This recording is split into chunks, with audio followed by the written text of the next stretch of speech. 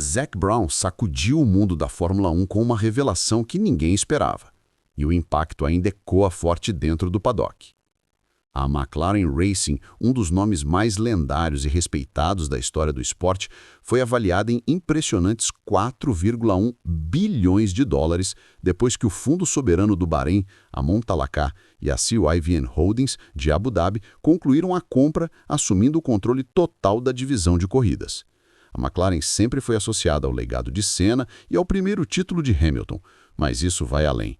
Não se trata de patrocínio ou parceria técnica, é a transferência definitiva de poder para investidores bilionários com recursos praticamente ilimitados e exigências implacáveis.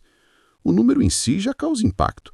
Mais de 4 bilhões coloca a McLaren no mesmo patamar de gigantes do futebol e franquias americanas, um reflexo direto da ascensão meteórica da Fórmula 1 sob a Liberty Media e do efeito do teto orçamentário.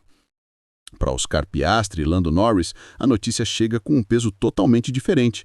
A briga pelo campeonato já vinha sendo implacável, com cada erro custando caro.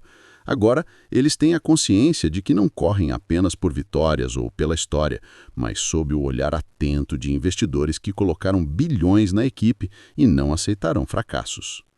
Esse choque caiu no boxe como um trovão, deixando os pilotos visivelmente impactados.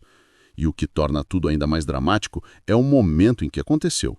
McLaren já vinha fragilizada depois de um final de semana terrível em Baku, onde Piastri bateu e saiu zerado, enquanto Norris só conseguiu um 7º lugar. Para piorar, André Stella admitiu publicamente que Verstappen voltou de vez à disputa pelo título. A sensação de vulnerabilidade ficou evidente na pista, e logo depois veio a bomba financeira, redefinindo o tamanho da pressão. Piastri, até então o estreante imperturbável que liderava o campeonato com consistência, agora encara escrutínio como nunca. Norris, o fiel escudeiro que sustentou a McLaren nos anos mais difíceis, vê sua luta ser ofuscada por um processo corporativo que pode até decidir qual piloto terá o respaldo total no futuro. Os dois precisam encarar que seus destinos estão atrelados não só a pontos e resultados, mas às expectativas de investidores bilionários. Para Zac Brown, este é o auge de sua gestão, a prova de que transformou a McLaren em potência global. O próprio dirigente reconhece, porém, que o esporte nunca esteve tão aquecido, com recorde de audiência, fila de patrocinadores e um calendário cada vez mais carregado. A venda valida esse crescimento, mas também marca um novo tempo em que equipes passam a ser avaliadas tanto pela força financeira quanto pela performance em pista. E para Norris e Piastri, isso é assustador, a narrativa mudou. Cada volta, cada entrevista, cada erro agora será pesado contra a cifra de 4 bilhões de dólares. Com Verstappen pronto para capitalizar em qualquer deslize, o espaço para falhas desapareceu por completo. O que torna um anúncio tão brutal para eles não é um número, mas o que ele simboliza. Um novo patamar de cobrança e a certeza de que McLaren deixou de ser apenas tradição em corridas para virar um império esportivo global. Para os dois jovens, a luta nunca foi tão intensa e os riscos nunca foram tão altos. Zac Brown deixou claro que essa marca de 4,1 bilhões de dólares é muito mais do que um feito financeiro. É um momento sísmico na história da Fórmula 1 que muda a percepção do que vale uma equipe e do que significa competir no topo. Por décadas, McLaren foi sinônimo de inovação e prestígio. Agora está no mesmo nível das maiores entidades esportivas do planeta. O detalhe crucial: com a venda, Montalacá e CYVN Holdings assumem o controle integral da equipe. E esse pleno controle muda tudo, não apenas para a McLaren, mas para a Fórmula 1 como um todo, oficializando a entrada definitiva do esporte na era dos impérios bilionários. É também a consagração de Brown. Quando assumiu, a McLaren patinava financeiramente e colecionava maus resultados. Ele reconstruiu a base com contratos inteligentes, parcerias sólidas de patrocínios de peso. Hoje, sob sua liderança, a McLaren não é só uma lembrança gloriosa do passado, mas um colosso moderno do esporte. O dirigente descreveu a categoria como em chamas, com demanda crescente, público recorde e patrocinadores globais. E este acordo prova que a equipe surfou o momento certo. Ainda mais quando lembramos que há apenas uma década, equipes menores fechavam as portas e até nomes tradicionais enfrentavam dívidas. Ver a McLaren saltar de um período de incerteza para ser avaliada acima de clubes e franquias é a maior prova de como o esporte se transformou. Netflix, com Drive to Survive, abriu o jogo para novos fãs. A Liberty Media trouxe estabilidade com o teto de gastos e o calendário com 24 etapas tornou a Fórmula 1 um espetáculo mundial contínuo. Nesse cenário, a avaliação da McLaren parece o atestado definitivo da transformação do esporte. Mas dentro da garagem, a reação foi bem diferente. Para Piastri e Norris, a notícia soou como um baco inesperado. Até então a meta era clara: disputar o título de pilotos e colocar McLaren de volta ao topo. De repente eles se tornaram os rostos de uma marca avaliada em bilhões, um patrimônio de investidores que não querem apenas glórias esportivas, mas retorno garantido. E o momento foi cruel para Piastri.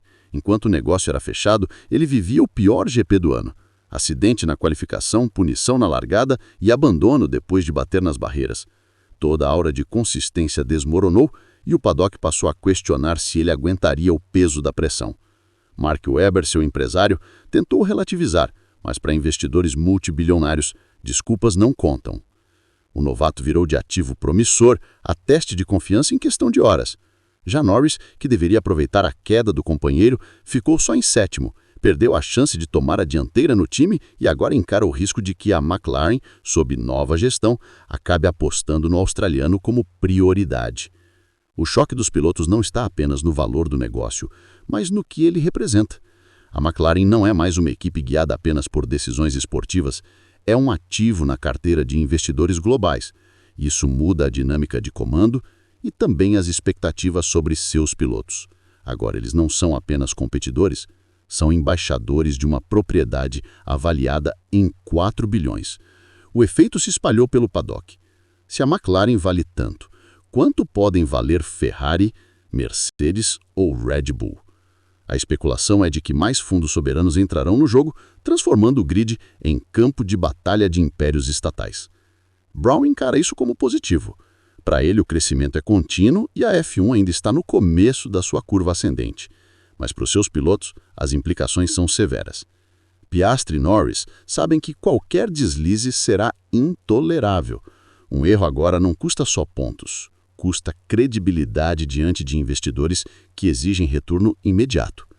Esse clima já é sentido dentro do time.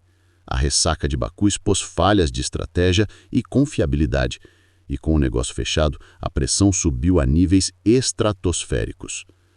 Hoje eles não competem apenas contra Verstappen ou um contra o outro. Competem para provar que são o rosto certo para carregar os bilhões da McLaren.